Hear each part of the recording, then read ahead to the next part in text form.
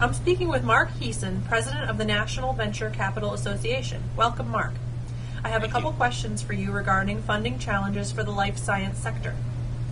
Venture capital funds have been investing less and less in biotech. Is there anything the sector can do to make itself more enticing to these investors?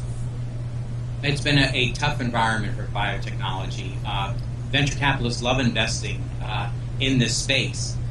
It's not the issue of whether they want to invest, it's whether our investors see a potential for a return of their dollars at the end of the day. And that has been difficult, frankly, because the FDA pre-market approval process has gotten so unpredictable and so long that it's harder and harder for our investors to see a return on investment.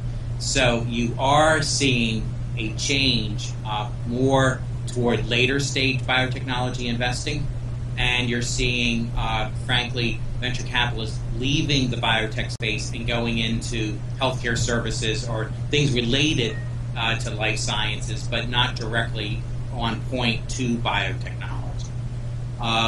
What biotechnology companies can do, I think, is, frankly, they have to be more creative. How can they work with companies that could acquire them earlier on in the process? How can they work with the FDA earlier on so that they have some indication of how the FDA process is going to work? Those things can help, but certainly it's not a good, positive situation right now in the life science space.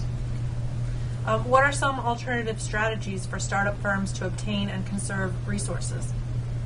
Well, it is all about having to do as much as you can with as little money as you can.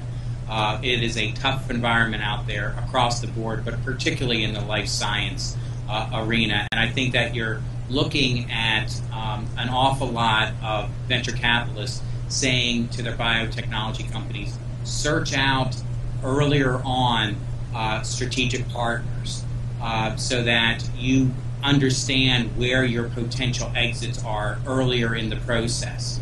I think that more and more you're seeing the large pharmaceuticals understand that the way they do their R&D is by buying venture-backed biotechnology companies, and that seems to be continuing. But getting in earlier with those companies so that maybe you're even bought earlier is not a poor strategy at this point. Thank you, Mark.